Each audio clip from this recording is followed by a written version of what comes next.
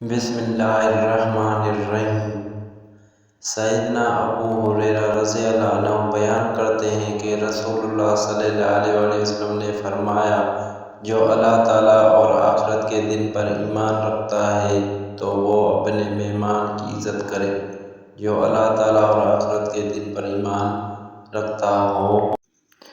تو وہ اپنے ہمسائے کو تکلیف نہ دے، اور جو اللہ تعالیٰ اور آخرت کے دن پر ایمان رکھتا ہو تو وہ خیر اور بھلائی والی بات کرے یا پھر خاموش رہے۔ سیدنا ابو ہریرہ رضی اللہ عنہ بیان کرتے ہیں کہ رسول کریم صلی اللہ علیہ وسلم نے فرمایا، جب ابن آدم مرتا ہے تو اس کے عمل کا سلسلہ بھی منقطع ہو جاتا ہے، ماں سوائے تو 3 اعمال کے، صدقہ جاریہ سے یا علم سے جس سے نفع اٹھایا جاتا ہو،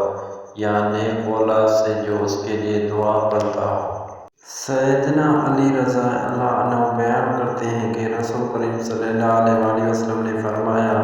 جس کو یہ بات اچھی لگتی ہے کہ اس کی عمر لمبی کر دی جائے اور اس کی رزق میں اضافہ کر دیا جائے اور بری موت کی اس سے دفع کر دیا جائے، تو وہ اللہ تعالیٰ سے ڈرے اور حوصلہ افزائی کرے۔ سیدنا عائشہ رضی اللہ عنہ سے روایت ہے کہ نبی کریم صلی اللہ علیہ وسلم نے ان کو فرمایا، جس کو نرمی عطا کی گئی ہے اس کو دنیا و آخرت کی خیر و بھلائی سے نوازا دیا گیا ہے، اور حوصلہ رحمی، حسن اخلاق اور پڑوسی سے اچھا سلوک کرنے جیسے امور پھر گھروں اور قبیلوں کو آباد کرتے اور عمروں میں اضافہ